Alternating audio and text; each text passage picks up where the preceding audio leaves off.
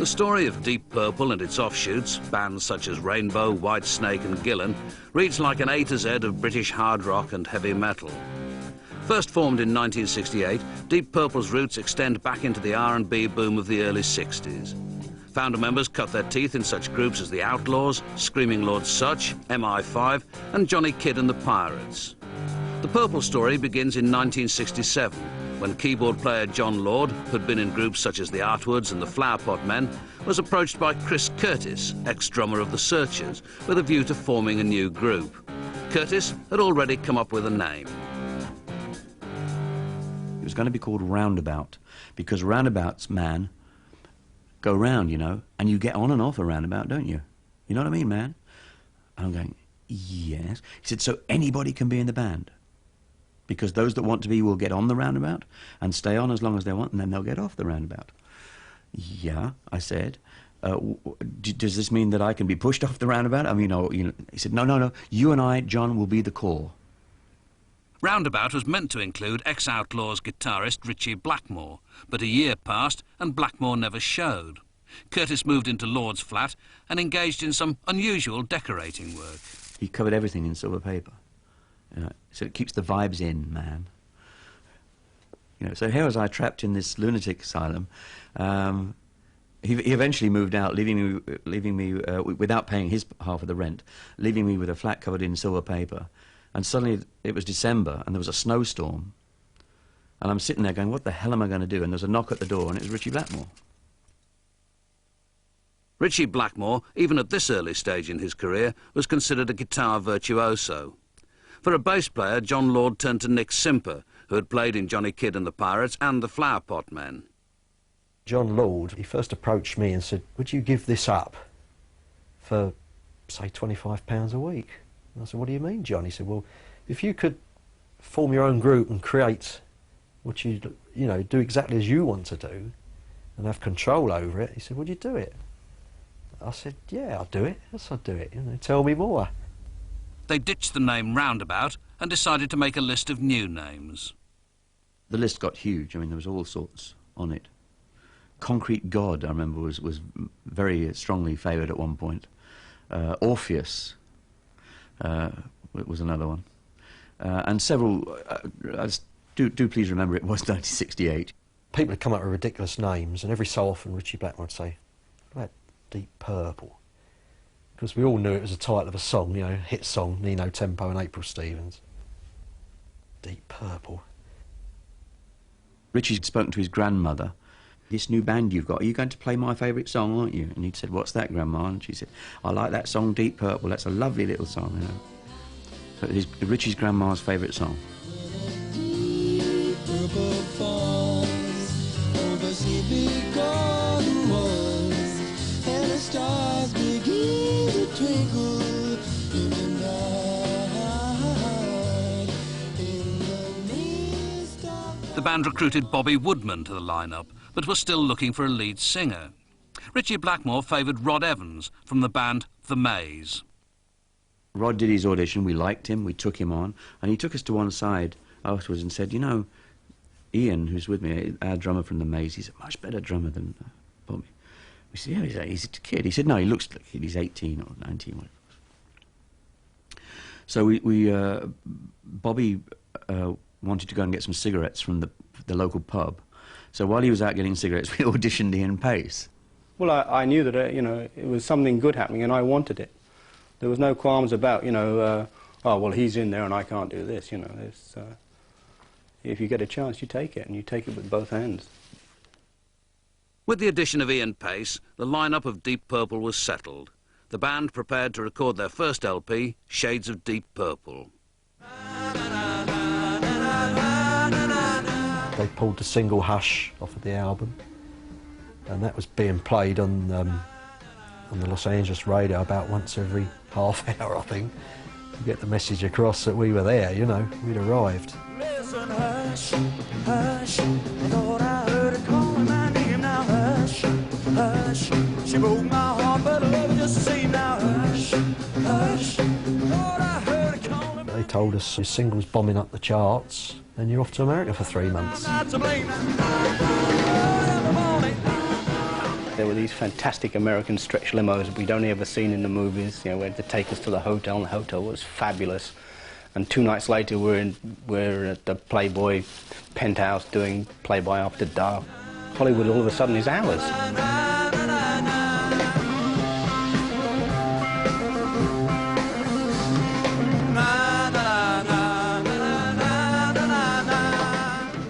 This lineup of Deep Purple recorded 3 LPs, but pretty soon the cracks began to appear. At first, the band grew unhappy with vocalist Rod Evans. Rod had met an American girl and very soon got bitten by the Hollywood bug, and he had aspirations to be a film actor. I mean, I think Rod genuinely believed he was going to become a movie star. His singing definitely went down. I mean, he just didn't seem bothered whether he was singing flat or not. He wasn't making the effort. We were making our 3rd album, and Richie took me to one side and said something of the order of, you know, Rod isn't cutting it, and Nicky's bass playing is not what we need.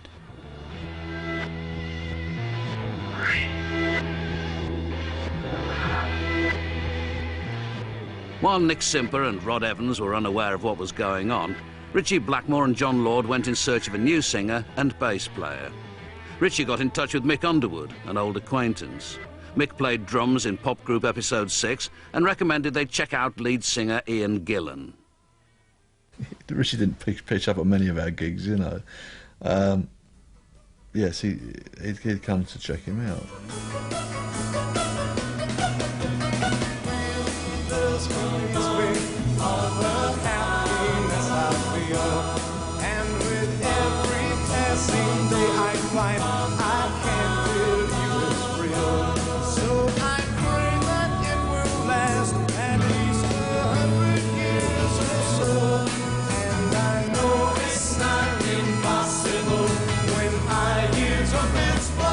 At some stage or other, somebody would come along, would see this great front man with a fantastic voice, with oozing charisma, and snap him up. I spoke to Richie, and he said, well, you know, yeah, let's have the singer, but why don't we have the bass player too, you know? And I said, well, we can try. So that's how we found the Gillan Glover duo, bless them, who really did change our lives. I was terrified. I mean, it was a big transition. I mean, I'd done a lot of work, and I'd been with a lot of bands, and I'd done some tours. And with Episode 6, we'd covered quite a bit of ground. But this is something different. I felt an enormous amount of guilt at leaving these people that I'd slept in vans with and struggled with and dreamed with and cried with. You know, it was time to move on. That was it to me. There's no way we could carry on as we were with 2 members going. It was the end of the road as far as Episode 6 were concerned. The news had still not been broken to Rod Evans and Nick Simper, but rumours were flying around the London music scene. It came to the ears of a very close friend of mine. So he said, I've heard this rumour, he said, that you and Rod are leaving. They got 2 new guys in. Oh, I said, every time a band has a bit of success, you hear these rumours. No, he said, I think it's true. And I just said, that's rubbish. I had that much faith in the band, and I had that much faith in the guys I was involved with. I just totally dismissed it. We got our management to call Rod and Nicky. Terribly cowardly thing to do. I'd known Nick by this time, the bass player, for getting on for 3 years, I guess. Rod for 1 year, which was a little easier, but it's never a nice thing because, you know, asking someone to leave a band, it's like, it's a slight on what they themselves hold dearest, which is their belief in their ability. John Lord, I'd considered my closest friend. I mean, I'd consider that guy like the brother I never had, you know. And it hurt, yeah, it did hurt. I mean, I never really saw him again. We could have been a lot braver and nicer about the Nicky and Rod thing, you know. They still would have hated us, you know, for chucking them out the band. Rod and Nick were replaced by Ian Gillan and Roger Glover. Ian and Roger felt they'd moved up in the world and wanted to kit themselves out in new clothes. they asked to see the Purple management team, Tony Edwards and John Coletta, to get an advance on future earnings. I got the money. He said, and his words were, I knew you were trouble. The moment I set eyes on you, Gillen, if you ever come to me with any problems about money ever again, I'm going to throw you back in the gutter where I found you. Verbatim. That's exactly what he said to me. They definitely looked down on us as being the two new boys who were being given this opportunity. This opportunity that if we didn't behave ourselves, they would take away. The Purple management had a novel suggestion for exploiting the current popularity of the band. Because he used to go to dinner with the bloke who owned Sanderson's Wallpaper, he wanted us to do Deep Purple wallpaper that was going to be on people's... Of course, he didn't realise. I mean, we'll go, oh, brilliant idea, Tony, yeah. Deep Purple bog paper as well, we should do some of that. I want my picture on that. And various other, you know, and they didn't understand at all.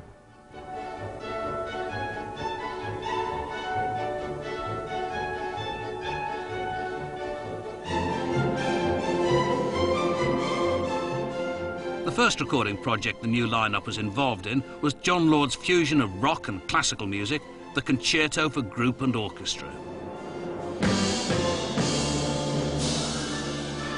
We suddenly had the Royal Philharmonic, the Albert Hall, and Malcolm Arnold, you know, one of England's greatest living composers, involved. And it was about, I don't know, 12 weeks to go. I used to come back from a gig to my flat in Fulham and start work. I used to work through till 8, 9 in the morning, then sleep during the day, and then off to the gig. Now, the rest of the band were not amused. First of all, there was a wave of anti-concerto feeling. Started by Richie, and I went along with it. It was very early days in the band, and I saw some sense in what Richie was saying. He said, this is going to detract from what we're doing on our album. This is going to detract from the rock stuff. This is going to make people confused. Ian Gillan, too, he sang beautifully, but he only wrote the words, like, I think, the day before the concert. You know, I've been asking him for weeks to write the words for the middle movement.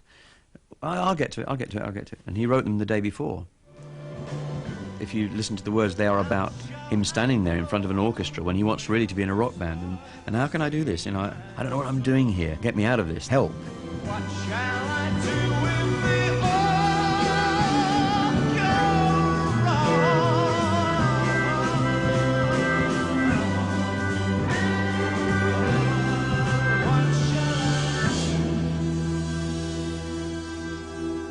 So the rest of the band were not helping. But at the end of that night, you could have put their 5 smiles together and spanned the River Thames. The next day, the papers were full of us, and it was really a press explosion. And John Lord suddenly became the main writer and main composer of the band, which really got up the noses of everyone else in the band, because he wasn't the main writer, the main composer, or even the leader, all of which he was touted as. And Richie in particular got very bitter about that. It happened in London. It happened in the Royal Albert Hall. The world premiere of the Concerto for Group and Orchestra by John Lord. If there was any jealousy as such, I believe the jealousy stemmed mostly from Richie. There's this eminence grise in the corner, you know. I always imagine him on a perch, you know, like sort of peering. I mean, this guy's been part of my life for a quarter of a century, damn it, and I'm still, you know, esteemed at some of the things he did. After the Concerto, Deep Purple went on to have a hit single with Black Knight. It was created one evening in a recording studio when Richie started playing around on the guitar. When he started playing, do-do-do-do-do-do-do, hey, I was boot drunk, you know. That's all right, let's do that. He said, no, we can't do that. That's Ricky Nelson's Summertime I was playing. Oh,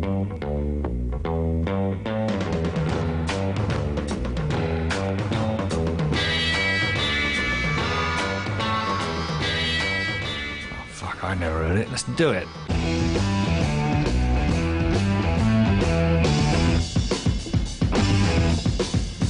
where should we go from here? Let's do, let's go to the A, okay. Well, stop, and back to the riff again, okay.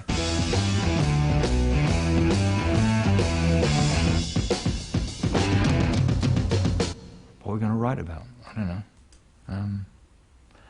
He said, what about that old Arthur Alexander number we used to do in episode 6 called Black Knight? It's a blues soul record, I can't remember now. Yeah, we'll steal that title, okay, Black Knight. So what are we going to write about? I don't know, Black Knight. Don't feel too bright. Yeah, that'll do. Black night is not right. I don't feel so bright. I don't care to sit tight. Maybe I find on the way down the line that I'm free to be me. Black night is a long way from home. In those early days of Deep Purple, there was a definite sense that as a band we played our instruments to the utmost, that we weren't really doing it until we were hammering the hell out of them, hitting the strings as hard as you could, bending those VU meters over. She's too much. She's never gonna leave my side. I need her. I want her. All right. I'm a rolling stone, baby.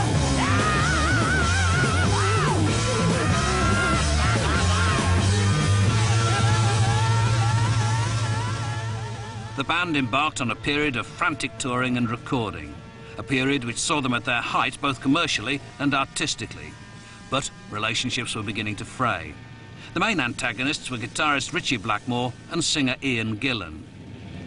The last year of the band's life before 73, I don't think Ritchie or Ian Gillan spoke one word to each other. I mean, I didn't particularly plan on having fights with him or anything like that. But, you know, I couldn't tolerate it. Couldn't allow this to happen. They became two poles, because the more one would do it, the more the other would do it. And the more one got away with it, the more the other one was determined he was going to get away with it. If you feel bad, oh Lord, I bet you have. Things came to a head when Ian Gillan wrote his resignation letter while on tour. I've never really understood what actually pushed him to sit down and write that letter. To walk out of a band at that peak would seem stupid, but I couldn't find any other way to do it. I couldn't talk to anyone. No one would listen. No one would say, shut up. It was the biggest shame in rock and roll, ever. God knows what we would have been, you know, over the next 3 or 4 years. We were writing so well. I must have been pretty impossible for no one to come up and actually put an arm around me and say, you know, I'm sure we can work this out. I was the youngest guy in the band, you know, and I just wanted to keep on playing. I didn't care about anything. I didn't care about how the other guys felt. I didn't care about how much money we were earning, when the tour started, when it finished. Okay, you're in America tomorrow. Okay, I'll be there. I had no concept of anything other than just going out and enjoying myself. Ian Gillan was determined to leave, but his departure led to more upsets than just the loss of a lead singer. Richie came to me and said, well, you know, like, if Ian's going, we might as well get rid of Rog. What? You know, well, he's... You know, why don't we get a... Look, we're going to go for a new singer, one who sings more bluesy. Aren't we? And I said, whatever. You know, what, I mean, why don't we get a bass player who sings too? Then we can have harmonies. Again, I think that was more of a Ritchie decision, that. When Ian went, decided that Roger should go. And I suppose that Ritchie, being one of the elder statesmen of the band, together with John and I, just thought, well, if that's the way you want it, that's the way to do it.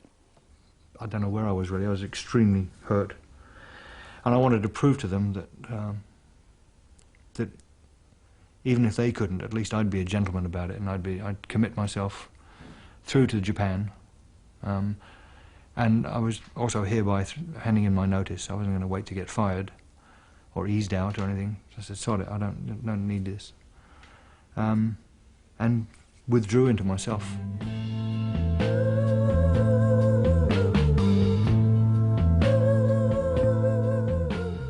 Richie didn't say anything to me in that whole tour, except right on the very last day, he came up to me and said, "It's not personal, it's business," and walked away.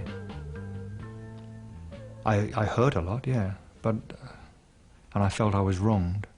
But I felt I'd been wronged more by Ian Pace and John Lord than by Richie. Strange.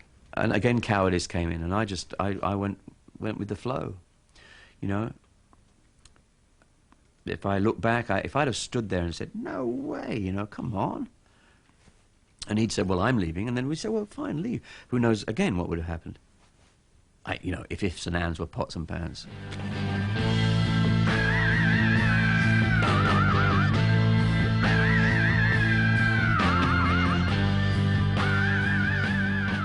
The remaining Deep Purple musicians, Blackmore, Pace and Lord, set about putting a line-up together.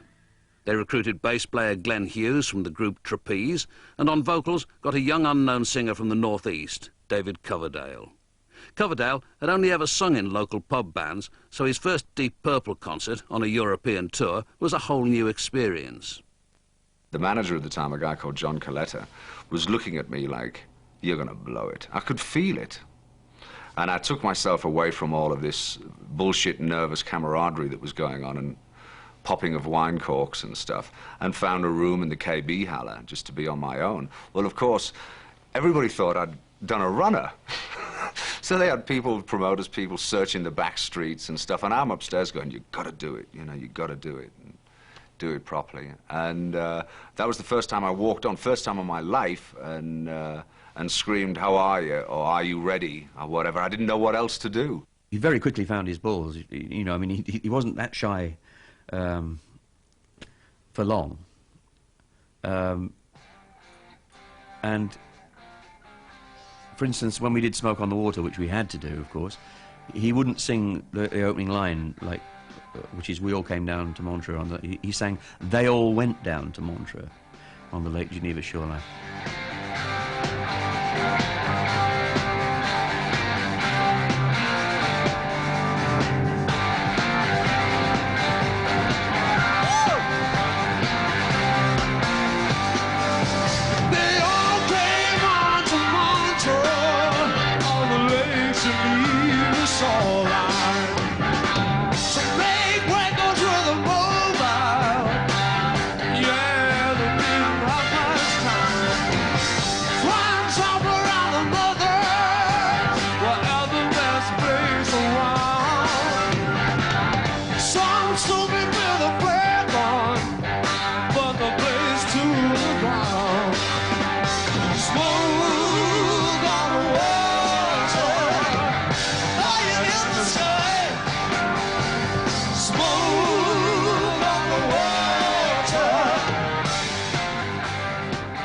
Both Glenn and David were new boys, and they did exactly what they were told.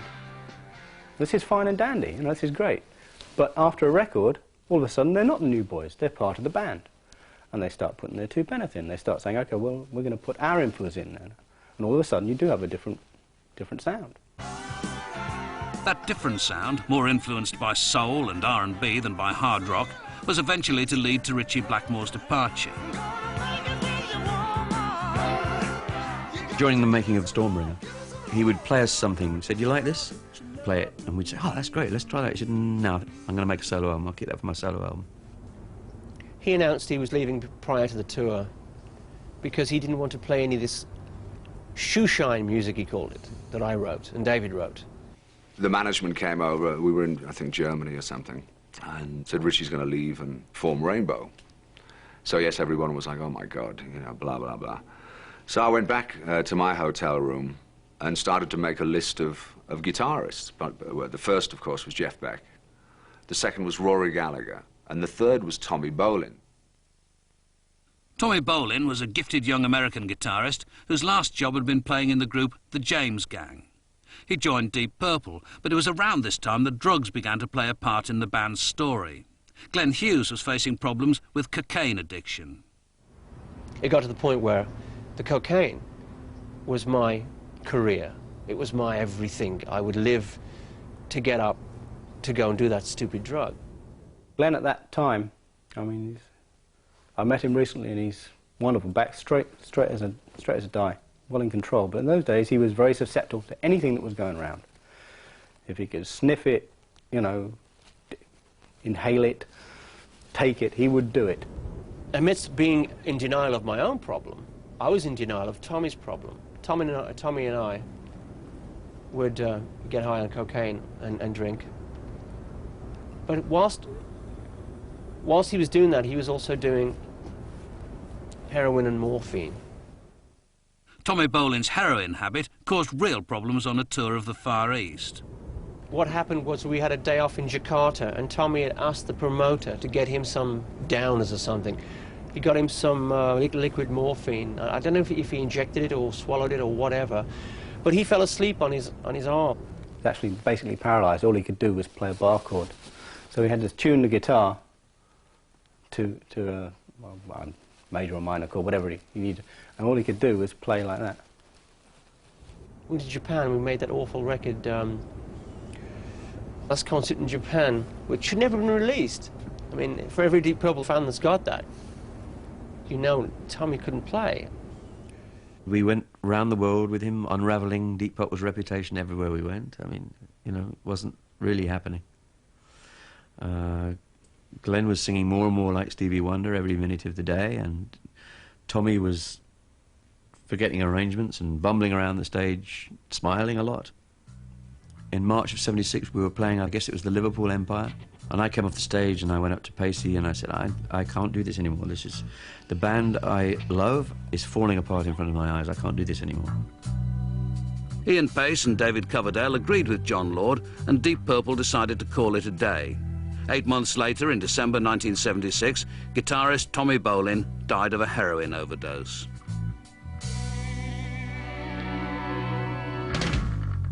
Ritchie Blackmore's Rainbow, by this time, was an established act. In 1978, Blackmore asked ex-Purple bass player Roger Glover to join him. Glover had been producing and writing since he had left Purple in 1973. He was surprised by the offer because it had been Blackmore who had got rid of him all those years ago. Somehow this was his way of saying he was wrong, or he had been wrong.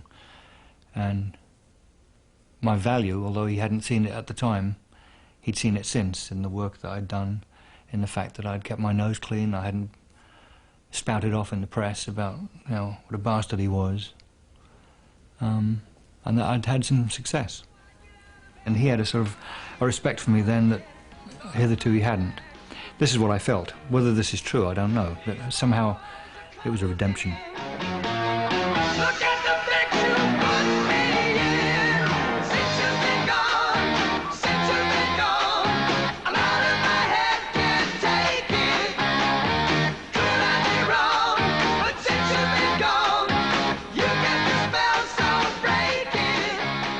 Rainbow was very much created in the image of Ritchie Blackmore. Drummer Cozy Powell, who was in the band for 5 years, felt that it was Ritchie's driven quality that was the spur to Rainbow's success. In those days, certainly with Rainbow, he really had a point to prove that he could do it without Purple, and this was going to be the band that was going to blow them all away and all that sort of stuff. And for a while, it did very well. And I think he had such determination. And I watched him go cold, as it were, over the years. He kind of lost that drive and that sort of anger. You keep coming back to Ritchie. His presence looms over practically everything. He's searching for something that turns him on, and I don't think he knows what it is. He's a brilliant guitarist, one of these odd people that God pointed a finger at and said, "You, going to have something that no one else has got." And he's got that otherworldly quality. So much so that it's almost to the point that it destroys him. I don't know, maybe he can't handle how gifted he is. Maybe that's why he's weird. In the meantime, 2 other ex-members of Deep Purple, John Lord and Ian Pace, had approached an old friend of theirs, keyboard player Tony Ashton, with the idea of starting a new band. Pacey and I suppose over too many beers in a pub, had decided that a nice big band rock thing would be, you know, a la Mad Dogs and Englishmen, that would be great. And Tony Ashton was then a close friend. John, I think, put it to me, what do you think if if Deep Purple did split, about what do you think about forming a band? And so, well, no, I don't honestly think it's going to work, because we're both keyboard players, and I'm not a front man really. I couldn't compete with the Gillans and Davids of this world, cover note. So I put it on the sort of back burner, and I think John kept on, and that, by this time I was getting a bit skint, I think. But I was hitting the bottle quite hard, and I don't know, I thought, all right, yeah, I'll give it a shot, you know. That was Pace Ashton Lord. He started drinking because he was nervous, and ended up nervous because he was drinking, so it's... But then he stopped drinking entirely and got even worse.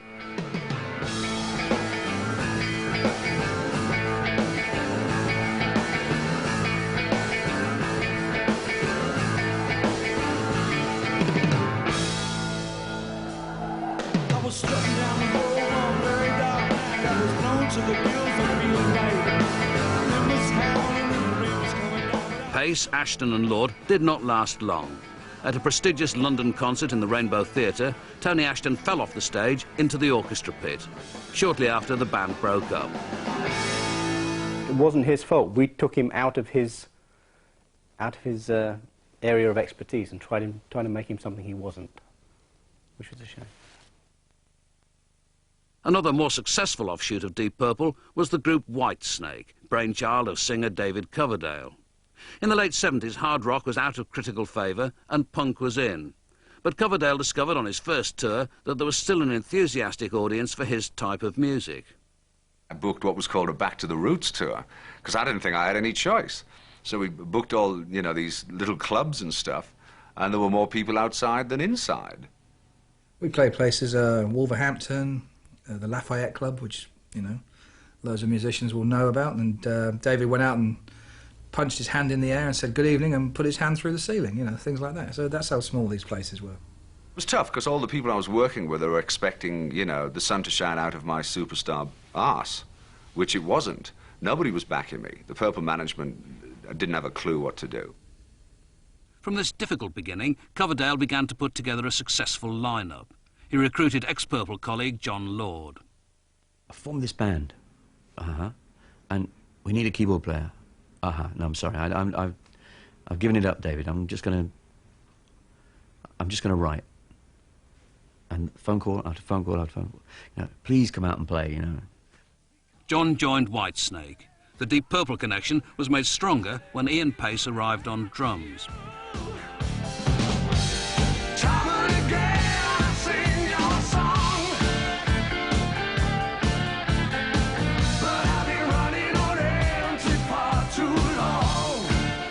It was his band.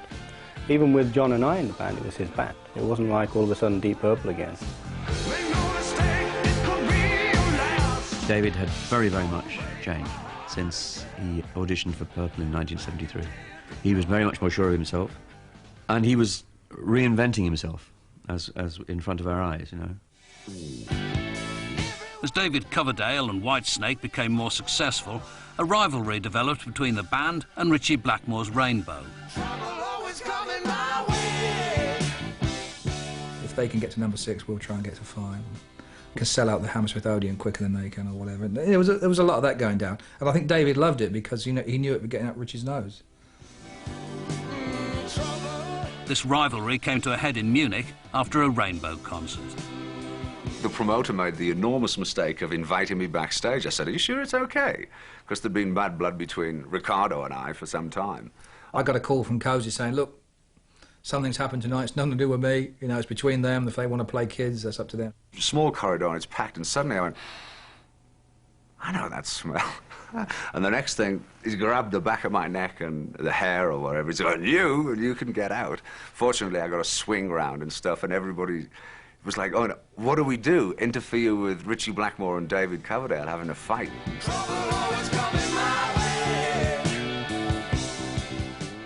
Another ex-Purple vocalist, Ian Gillan, had had mixed fortune since leaving the group. After the demise of the Ian Gillan band in the late 70s, he formed a new group, this time simply called Gillan, teaming up with his old Episode 6 colleague, Mick Underwood. The band were just on the verge of UK success. Everything was right at the right time. The chemistry of the band was correct. The time was right for that chemistry to work. It was looking good. We had a great tour. We'd finished the album. I couldn't get a record deal with anywhere. The band eventually got a deal with a small record label, Acrobat. So they put the album out, and it went to number 12 in the first week. And then I got a phone call from Phil, the manager, said, got some bad news for you. Acrobat's just gone bankrupt, and they haven't paid their bills at CBS or something like that, and they won't press any more records. And so the album's disappeared out of the charts. The album was such a success so quickly, they couldn't cope with it, and they actually didn't exist anymore. We actually signed with Virgin then, and had 3 #1 albums after that. Living wild and fueling my own desires. I was a wild man, drinking, smoking, messing around with women. Lots of women, no, not swimming. Living. I wanna go to heaven. The place to be is right up there. I wanna go to heaven. The success enjoyed by the Gillan Band in the end caused their downfall. The reason was a falling out over money.